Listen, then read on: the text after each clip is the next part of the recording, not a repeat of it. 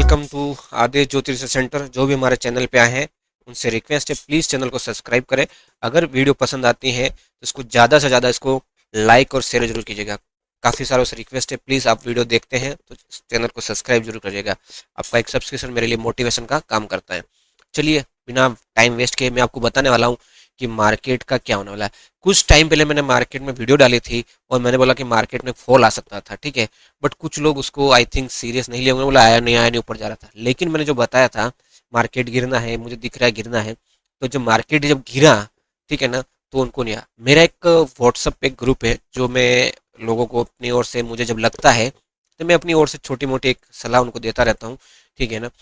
तो उस पे मैंने जो पिछला फ्राइडे गया था शुक्रवार के दिन, एक मैंने यहाँ पे उनको एक पुट खरीदने का बोला था, ठीक है ना। और वो पुट थी मैंने बैंक निफ्टी की। मैं आपको रेट भी बता देता हूँ उस चीज़ का, अगर आप जाके भी उसको चेक कर लीजिएगा, क्रॉस चेक कीजिएगा, ठीक है ना। 48,600 की मैंने उनको बोला था आप पुट बाय कीजिएगा, ठीक है ना। फ्राइडे के दिन जो वो प्राइस चल रही थी, वो मंथली वाले की बता रहा हूँ, मंथली वाले उसकी प्राइस चल रही थी 48,600 की, जिसकी रेट थी 3,380, सॉरी 380 से लेकर 390 के बीच में मैं बाय करने का बोला था। और स्टॉप लॉस हमने बताया था कि 300 रुपये लगाना है, ठीक है। तो जिन्होंने बाय की उनकी तो लॉटरी लग गई, जिन्होंने नहीं की वो इंतजार करो, नेक्स्ट टाइम और भी कुछ आएगा तब, ठीक है। तो भी अगर आप हमारे चैनल पे आए हो तो आप ये जरूर वीडियो देखिएगा, क्योंकि मैं आपको यहाँ पे जो बताता हूँ, मेरा जो कैलकुलेशन था मोस्ट प्रोबेबली एस्ट्रोलॉजी से लेकर प्लस चार्ट एनालिसिस से लेकर बताता हूँ। और लोग बताओ कभी थोड़ा फास्ट डिले हो सकता है, तो आप ये मत सोचिएगा कि ये चीज़ वो होने वाली है 101%, ठीक है ना। तो आप इस चीज़ पे जाने। नेक्स्ट प्रिडिक्शन एक लेके आने वाला वीडियो वो जो है गोल्ड पे प्रिडिक्शन। अब गोल्ड क्या कर सकता है, ठीक है ना, जरूर उसके लिए रेडी रहिएगा।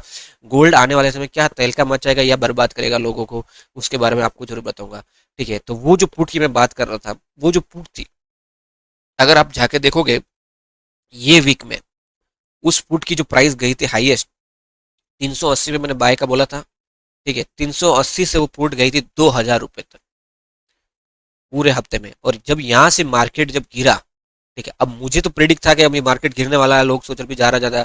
बट यहाँ पे जैसे उसको चांस मिला तो वो इतना स्पीड में गिरा कि वो पुट की रेट अच्छी खासी, मतलब 380 से लेकर वो गई। तो चलिए अब ये तो हमने देख लिया, अब हो गया जो हो गया, ठीक है, आने वाला है। अब देखो मैंने यहाँ पे चार्ट लगा चुका हूँ। चार्ट का अगर आप डायरेक्शन देखोगे अच्छा खासा एक अप गया था, उसके बाद down up down down up down और एक वापस ये इसी चेंज के अंदर एक चैनल बना चुका है मार्केट। देखिएगा ये एक नीचे मैंने आपको ट्रेंड लाइन हो गया ऊपर है। अब ये मार्केट इस चैनल को फॉलो कर रहा है फिलहाल, याद रखिएगा। मार्केट इस चैनल को फॉलो कर रहा है फिलहाल, क्योंकि इसने यहीं पे एग्जैक्टली आके इस चैनल के यहाँ पे आके इसको रेस्पेक्ट किया और वापस अब गया, ठीक है।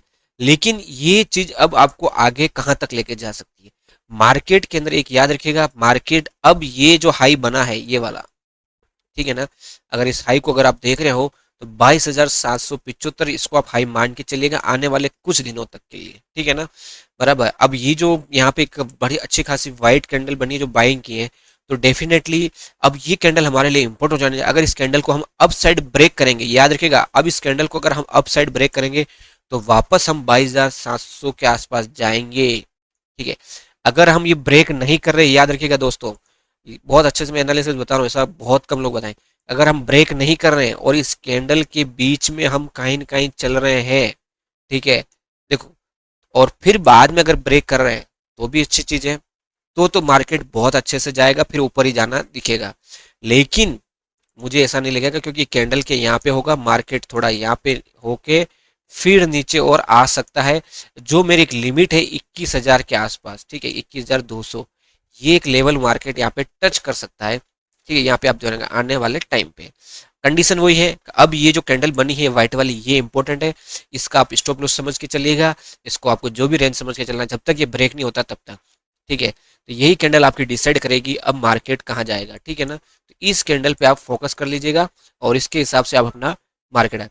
तो ये कैंडल, क्योंकि देखो मार्केट यहाँ पे बोला, मुझे यहाँ पे फिलहाल मार्केट थोड़ा सा यहाँ पे रेस्पेक्ट किया है, तो पॉजिटिव होकर थोड़ा अब जा सकता है, ठीक है, ऐसा लगता है। बट मेरे को क्या लगता है, क्योंकि मार्केट मुझे अभी भी पॉजिटिव इतना स्ट्रांगली नहीं दिख रहा है जितना नेगेटिव दिख रहा है, ठीक है ना। एटलीस्ट मेरा जो टारगेट था कि 21,000 के आसपास मार्केट एक बार ये जो जोन है ना यहाँ पे आ जाना चाहिए था, वहां तक मार्केट आया नहीं, उसके ऊपर से हाँ यहाँ पे आ जाता ना तो मैं श्योर हो जाता कि चलो इसका ये हो चुका है, ठीक है ना। उसके बाद में वापस अगर ये ऊपर जाता तो मैं मान लेता, ठीक है। तो इसलिए मैं आपको बोल रहा हूँ, क्योंकि ये एक बार इस चीज को 21,000 को टच कर लेगा तो मेरा टारगेट अचीव हो जाएगा। और उसके बाद में दोबारा, क्योंकि मैं जो देखा हूँ तो इसी के रेफरेंस में आपको बता रहा हूँ। तो आप अगली बार जब ट्रेड कर रहे हैं सोच समझ के कीजिएगा और देखिएगा कैसा आपको लगता है। अब एनालिसिस जरूर लगेगा, एक छोटा सा एनालिसिस में बनाया अपनी ओर से, देख लेना। चलो बैंक निफ्टी का भी हम चार्ट देख लेते हैं क्या है, ठीक है ना। बैंक निफ्टी, बैंक निफ्टी का चार्ट सेम ऑलमोस्ट उसी चीज को फॉलो कर रहा है। देखो मैंने यहाँ पे एक अच्छा खासा ट्रायंगल बनाया था और इसको ब्रेक करके गया था, लेकिन अब देखो सस्टेन नहीं कर पाया, ठीक है ना।